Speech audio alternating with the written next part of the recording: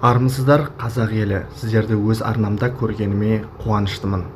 Бүгін сіздерге өте маңызды, жалғыз билік элитасы үшін ғана емес, қарапайым халық үшін де өте маңызды жағдайды айтамын. Яғни Орта Азия халықтары, тек қана қазақтар емес, өзбек, қырғыз, тәжік бауырларымыз туралы айтатын боламын.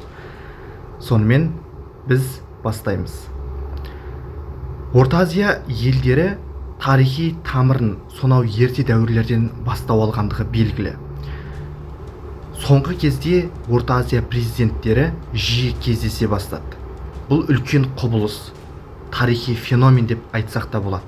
Неге десеңіздер, тәуелсіздік алғалы бері, мысалы 2000 жылдарға дейін Назарбаевтың тұсында, Өзбекстанда ол кездері Каримов басқарып тұрды, Қырғызстанда президент тұрақтамады деген сияқты.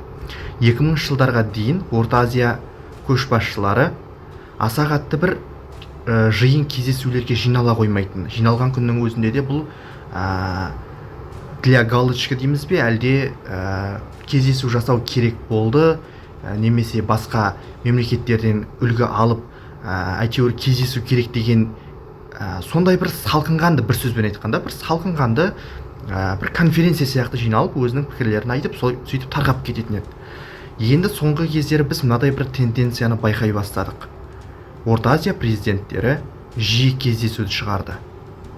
Тоқаев бастаған Қазақстан, Мирзиёев бастаған Өзбекстан, Садыр Жапаров бастаған Қырғызстан, Эмомали Рахмонов бастаған Тәжікстан және Гурбангулы Бердімұхамедов бастаған Түркменстан билігі. Қазір енді осындай саяси элитаның өзгерісін біз байқап отырмыз. Соңғы кездері деп айтайықшы, 2019 жылдан былай қарайғы кезеңді айтатын болсақ, енді осы Орта Азия билігіндегі тұлғалар өзгере бастады. Енді жаңа көшбасшылар, жаңа билеушілер билікке келді, саяси элита бір сөзбен айтқанда өзгерді. Соған байланысты саясатта құбыла бастады. 2000 жылдардан былайғы кезеңде Орта Азия басшылары саммиттерде, конференцияларда жиналуды бастады. Ал 2019 жылдан кейін 2020 жылдары Орта Азияның салмағы арта бастады. Бұл аймақтағы Ресейдің ықпалының агрессиялық бағытқа өзгеруі, Қазақстан туралы, Өзбекстан туралы болсын, Тәжікстан туралы болсын, олардың ішкі істеріне араласу немесе Ресейлік дума депутаттарының сол Орта Азия басшыларына байланысты жасаған мәлімдемелері, жай ғана мәлімдеме емес, агрессиялы мәлімдемелері.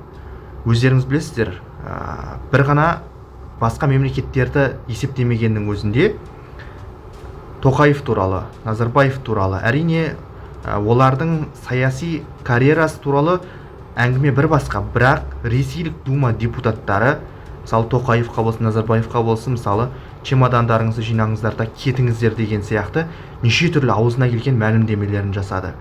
Қазақ билігі бұған қатысты саяси нота жолдағанымен, қарапайым халық бұл ресейлік шенеуніктердің ойына келген сөзді айтуы үлкен қарсылыққа тап болды қазақ қоғамы тарапынан.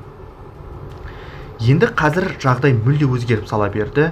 Бұған Таулы Қарабақтағы Әзербайжанның жеңісі, Ресейдің агрессиялы саясаты және Украинаға басып кіруі, және соңғы кездері болып жатқан Украинадағы жағдайлар, яғни Ресейге басып кіріп жатқан Украина әскерлері, батыс елдері тарапынан, Америка, яғни капиталистік мемлекеттердің тарапынан Ресейге жасалып жатқан түрлі санкциялар,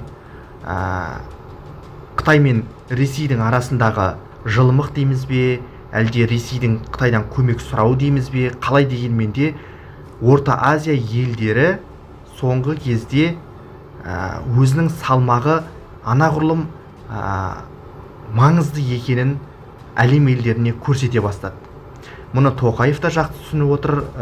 Тоқаевты айтамыз, мысалы біз президент болып сайланатынның алдында Тоқаев туралы түрлі оның жеке басына байланысты оған дейінгі жасаған саяси карьерасы туралы да әңгімелер болды. Бірақ қалай дегенмен де Тоқаевты көпшілігі дипломат деді. яғни біріккен ұлттар ұйымындағы тәжірибесін айтты. Енді бұл жағдайды Тоқаев та, Мирзиеев та, Садыр Жапаров та жақсы түсініп отыр. Енді Ресейдің ТМД елдері дейміз бе, ТМД деп айтпай-ақ қояйықшы, Орта Азия елдері, Орталық Азия елдеріне ықпалы әлсірей бастады. Позициясын жоғалта бастады Ресей. Мұны ашық айтуымыз керек. Соған байланысты енді Орта Азия мемлекеттері қайтадан өзара бірігу керектігін түсінді ме? Мұндай жағдайды біз бірнеше факторлардан байқап отырмыз. Соны қазір сіздерге тізбелеп айтып беретін боламын. Орта Азия халықтары қазіргі кезде бірнеше мемлекеттің қол астында өмір сүріп жатқанымен, олар сонау тарихы тереңде жатқанын, айналып келгенде барлығы түркітектес халықтар екенін түсіне бастаған сияқты. Бұл бірінші себеп. Енді екінші себепке келейік. Қазіргі кезде Ресейдің Украинадағы агрессиялық қимылдары тек Украина жерінде емес, Кавказдағы және Орта Азия елдеріне түрлі мәлімдемелер жасап, ресейлік дума депутаттарының аузына келген мәлімдеме жасауы, бұл Орта Азия мемлекеттерінің шымбайына батты дейміз бе, әлде олардың намысын оятты дейміз бе, қалай дегенмен де бұл да бір қозғаушы себептердің бірі болды. Бұл екінші себеп. Енді үшінші себепке келейік. Бұл саяси элитаның өзгеруі, билік басындағы тұлғалардың, саясаттағы тұлғалардың қарым-қатынасының өзгеруі. Біз видеоның басында айттық, 2000 жылдардан кейін жағдай өзгеріп сала берді. Орта Азия басшылары кездесе бастады, конференцияларда, түрлі саммиттерде. Енді 2019-2020 жылдардан бастап Орта Азия басшылары өзгере бастады. Бұрынғы басшылар кетті. Өзбекстанда Каримов кетті де Мирзиеев келді. Қазақстанда Назарбаев кетті де Тоқаев келді. Тәжікстанның президенті өз орнында қалды, Эмомали Рахмон. Ал Түркменстанда Гурбангулы Бердімахметовтың орнына Сердар билік басына келді. Және Қырғызстанда осы кезге дейін ең бір президент тоқтамайтын, президенттерін жиі ауыстыратын мемлекетте Садыр Жапаров билік басына келді. Міне осындай жаңа тұлғалардың билік басына келуі саясаттағы қадамдарды мүлде өзгертіп жіберді. Және бұл қадамдар бірден болды деп айта алмаймыз. Ол бірте-бірте қалыптасты да, енді қазір Орталық Азия плюс деген жаңа формат пайда болды. Яғни бұл дегеніңіз енді саяси элита тек Ресеймен ғана емес, тек Қытаймен ғана емес, әлем елдерімен ортақ диалог орнатуға мүдделі екенін, өздерінің есіктері айқара ашық екенін әлем елдеріне көрсете бастады. Бұрынғыдай бір жиналып алып бір жерден тек қана Ресей мен Қытайға ғана телмеңдеп қарай беретін емес. Енді Орталық Азия плюс Америка, Орталық Азия плюс Германия деген сияқты, және жақында ғана Орталық Азия плюс Жапония форматы. Бұл дегеніңіз әлем елдеріне терезе ашыла бастады дегенді көрсетеді. Енді саяси жағдай бұрынғыдай болмайды. Енді төртінші себепке келейік. Бұл кешегі ғана өткен Париждегі Олимпиада. Париж Олимпиадасында өздеріңіз көрген шығарсыздар, қазақтар мен өзбектер, қазақтар мен қырғыздар шаршалаңда кездесіп, сондай бір мемлекеттің абыройы асқақтайтын жерде олар өздерін бауырлар сияқты санады.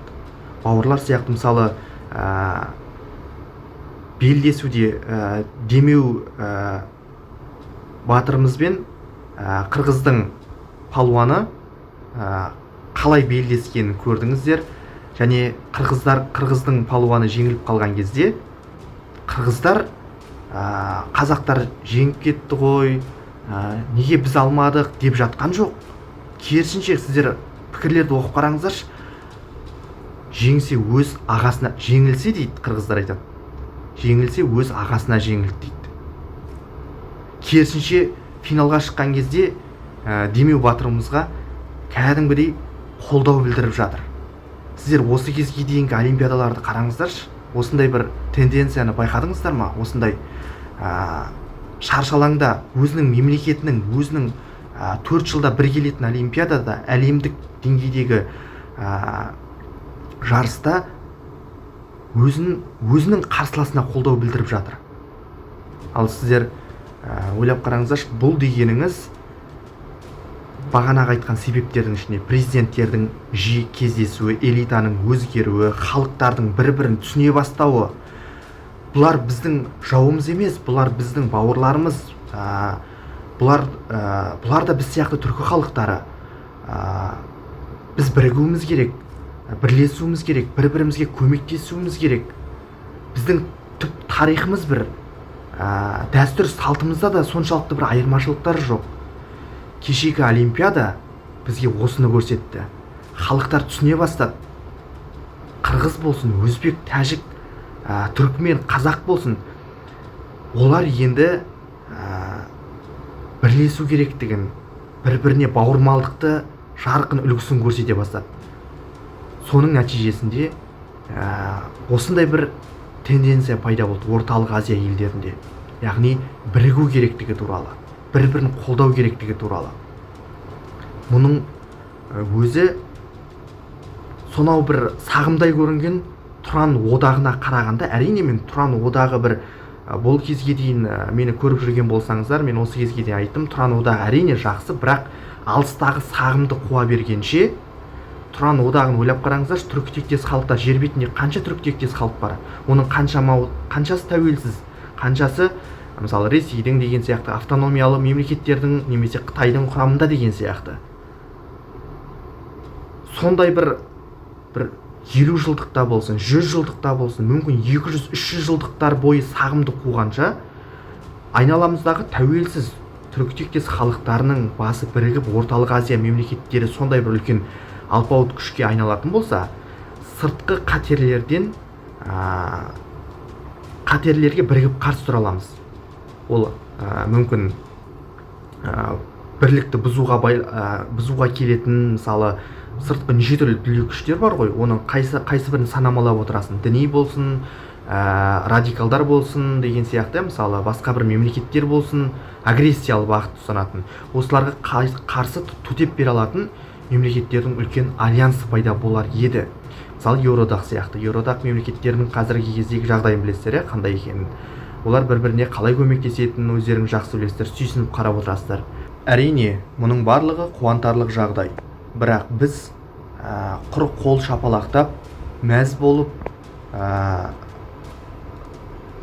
орталық Азия мемлекеттері бірікті екен-ау, енді барлығы өзгеріп сала береді, енді бүкіл әлем бізге таңдайға қарайды деп, аспаннан бір нәрсе, қалай айтсам болады, бізге бүкіл нәрсені қолымызға келіп ұстата салады деп, яғни бүкіл жақсылық өзіне өзі басталып кетеді деп күтіп отырмауымыз керек.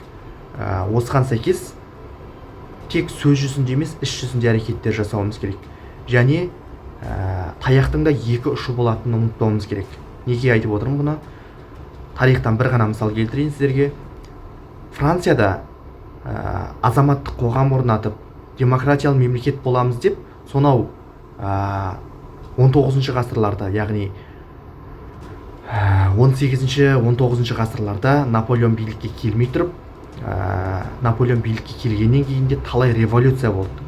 Сол революция болып атқан кезде олардың басты мақсаты, француз халқының басты мақсаты демократиялы, әділ мемлекет орнату болатын. Бірақ оның айналасында диктаторлық дейміз бе, бұл бүгінгі тілмен айтқанда, бұрынғының тілмен айтқанда империялық мемлекеттер болды. Австро-Венгрия империясы, Ұлыбритания және мысалы неміс мемлекеттері дейміз бе, әлде Герман мемлекеті және Ресей империясы.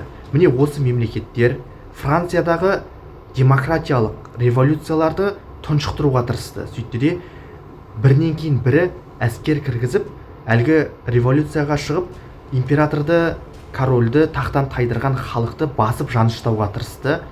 Сол арқылы өздерінің елінде революция басталып кетпес үшін алдын ала әрекеттенді.